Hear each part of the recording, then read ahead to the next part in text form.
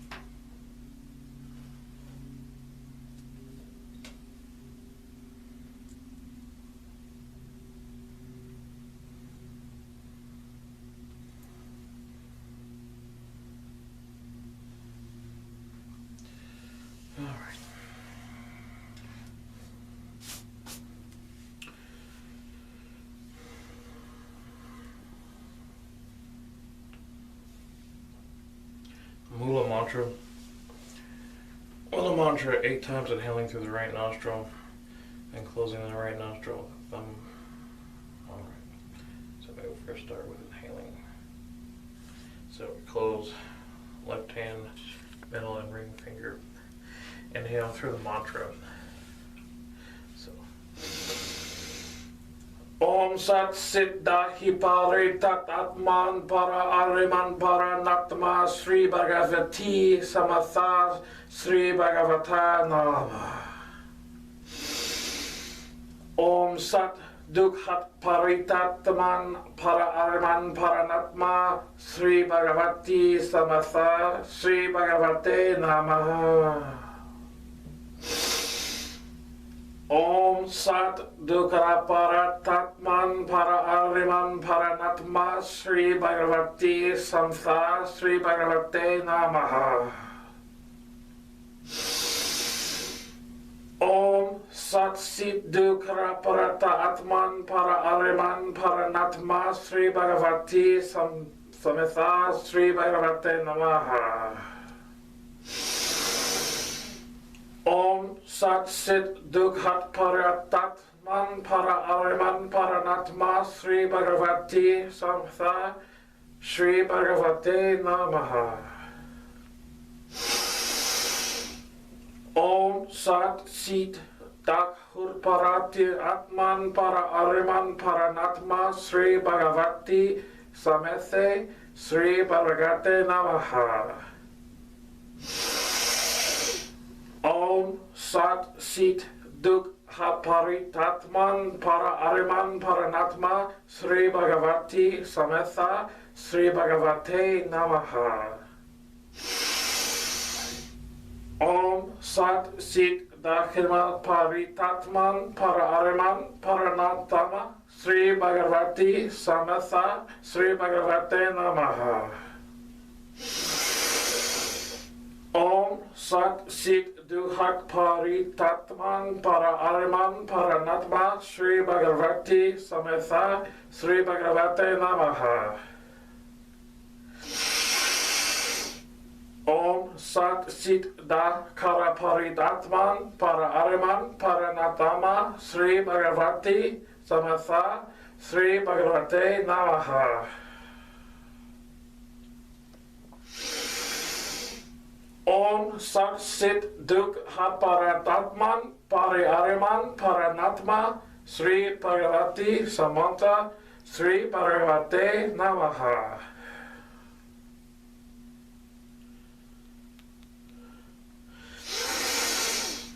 Om Sat Sit Dukhat Parita Atman Para Ahriman Paranatma Sri Bhagavati Samatha Sri Bhagavate Namaha. Om Sat Sit Dukha Paratatman Para Ahriman Paranatma Sri Bhagavati Samatha Sri Bhagavate Namaha.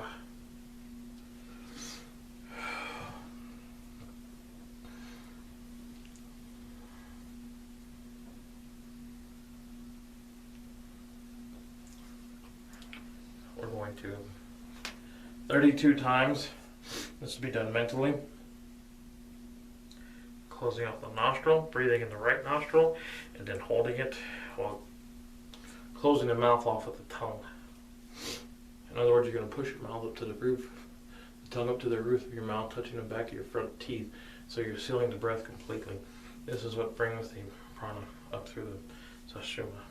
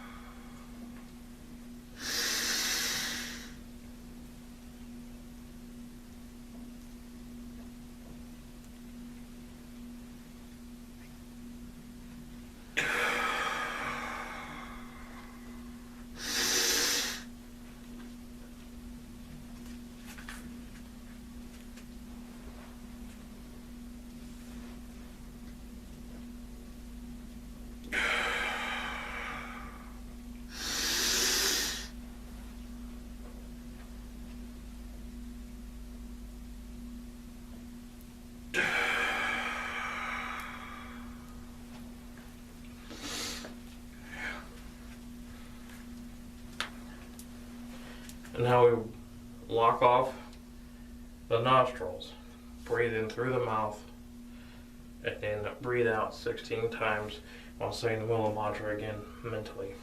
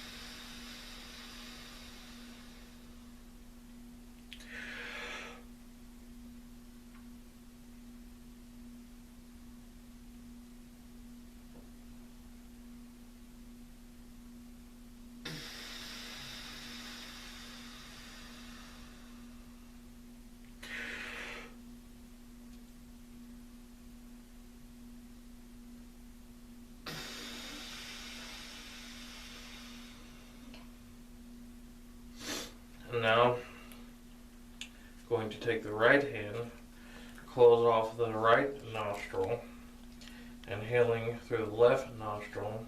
And we're going to say the Mula Mantra 8 times out loud again. And if you do one side, you have to do the other side so that we're affecting both the nerves.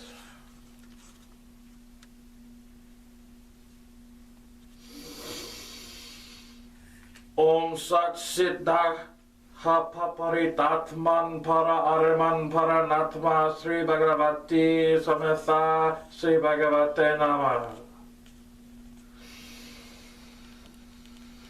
Om Sat Siddhu Hatta Pariman Pari Ahriman Pari Natma Sri Bhagavate Samstha Pari Namah. Om Sat Siddhu Karapatariman Para Ahriman Para Natma Sri Bhagavati Samthya Sri Bhagavate Namah.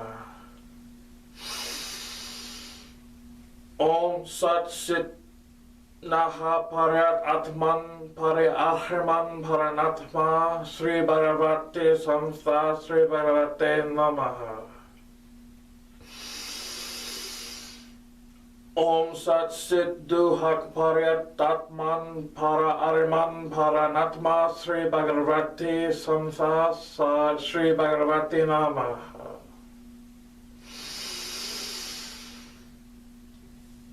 Sat Sit Dukhapat Aritat Harman Para Ahriman Para Natma Sri Bhagavati Samsa Sri Bhagavati Namaha.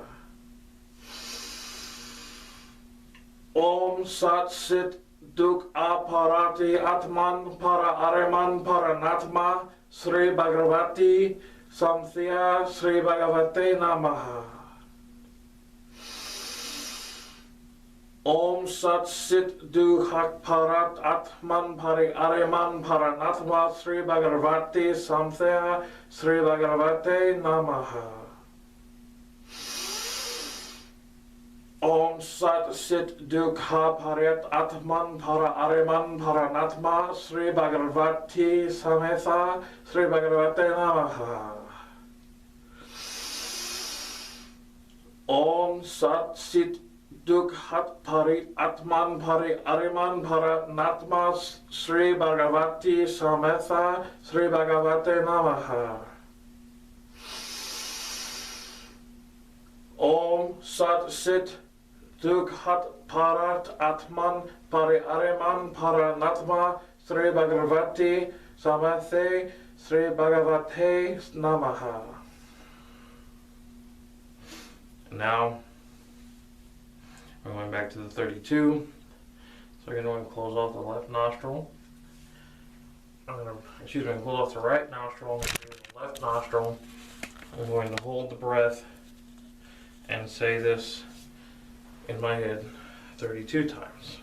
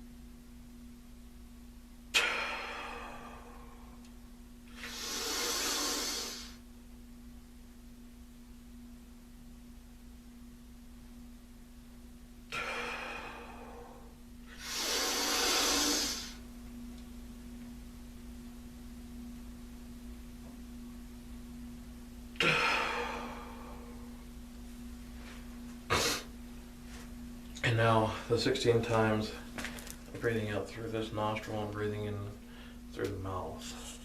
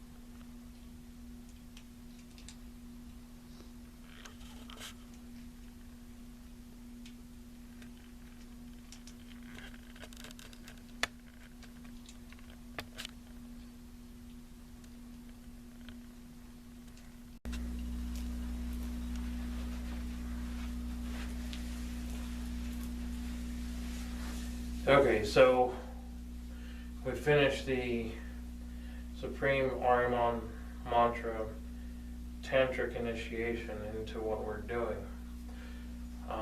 Obviously, it was a very long ritual. I mean, if you guys are going to watch the whole thing, all power to you. If you don't, I understand. It is different than what the normal Tantra initiation is, obviously.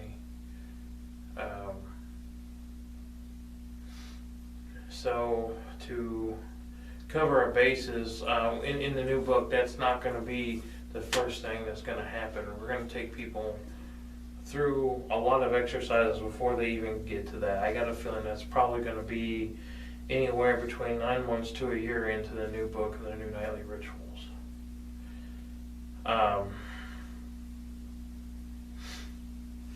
Throughout the thing, if there wasn't so much switching of things, I think I would have lost lucidity more times than I actually did. I lost lucidity quite a few times. I phased in and out quite a few times. I can tell you now, after all said and done, my lower back hurts a lot. My middle back hurts pretty well. My lungs feel very open. My sinuses feel very open. My nervous system is very calm.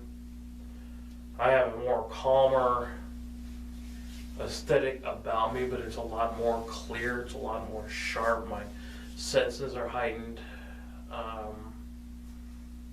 As far as like any visions, no, because the amount of visualization throughout the entire ritual, I don't think that you could receive visions with how much you're working. When I was offering each chakra and in my entire self, I could feel the pull towards the statue. I could feel myself pushing all my energies from all the chakras, especially the 3 lower chakras and the heart chakra, more so than these, but I could feel them too all being pushed and directed at Ahriman, and it being absorbed, it being accepted, and then sealing it in the mind with those last hymns and mantras.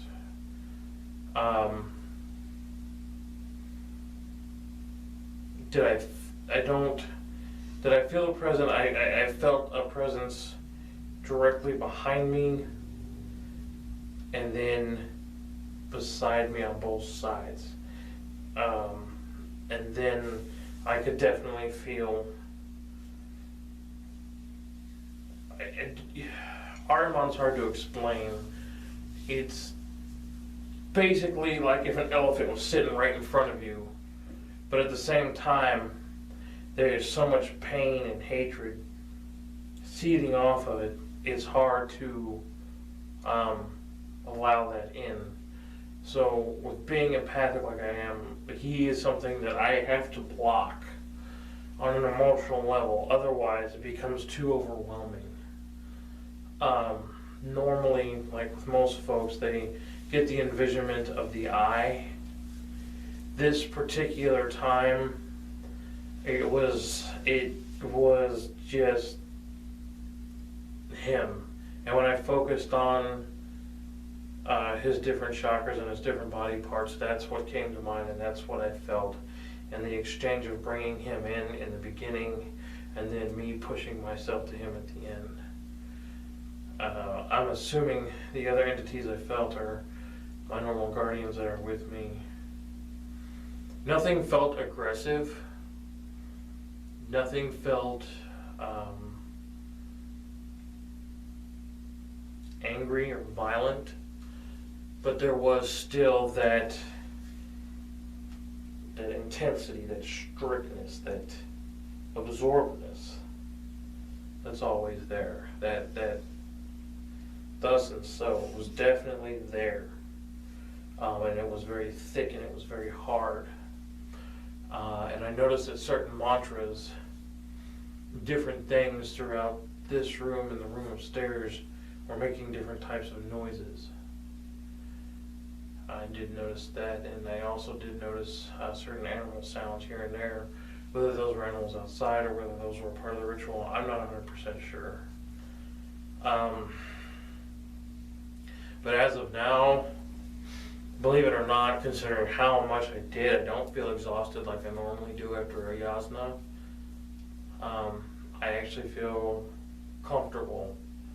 Energy levels, good. I feel like I can sit down and have a beer and still have a good time and not have an overwhelming aggression like I always do. So I guess for me, you would call it calm, but for most people, I don't think it's calm. But for me, I would say it's calm. But at the same time, I still have all that intensity, that awareness, and again, my senses are sharper, more keen. Kelsey was obviously running the camera for this due to the fact that obviously this had to be done nude. We wanted to make sure nothing of that sort got on camera so we can upload this to YouTube and so forth. So I'm going to let her tell her experience with it as well. Well, it was very, very interesting. There were several times around like the breathing parts where I was, this is definitely going to have to be done with a second person because like I was talking about how I almost lost consciousness a number of times just because of the breathing techniques, and there's a few times I was like, still with me? So it's very definitely going to make sure everyone does this with someone in front of them or around them. Like Adam was saying, there were noises. I did notice the animal sounds, and I don't know what other external sounds, like from the ceiling and from the back porch, got on camera, but I heard them too. Like Adam was saying about the presences around him and next to him. When he was doing the stones, it was about the third or fourth time he rubbed on his legs that the camera gets really fuzzy all of a sudden, and trying to get back in focus in the area behind his left shoulder that stayed dark. And there are times where you can throughout the rest of the video that you can make out his arm moving and the light from the notebook, and then there are times it looks like it's just a face. And it stays dark, and the area right behind him stays dark. And sometimes I'm moving. A number of times, like when he was doing the chanting the Ahriman Mantra at the beginning, and when he had the stone in his hand, there was a few times where I thought the candles had like exploded because it was really bright orange all of a sudden, and then there's one time that it looked more red from my end, so there was a time then that the camera got knocked. It was not me because I was sitting there watching Adam breathing and making sure he was still with me. So, yeah, I'm glad that we did this in the safety of this room because I think that's where we're gonna probably have everyone else do that. And like Adam said, the intensity and the focus, we were taking apart the mirrors, and I picked up Ahriman and by head, very carefully, and I just about dropped him because it was like an electric charge, but also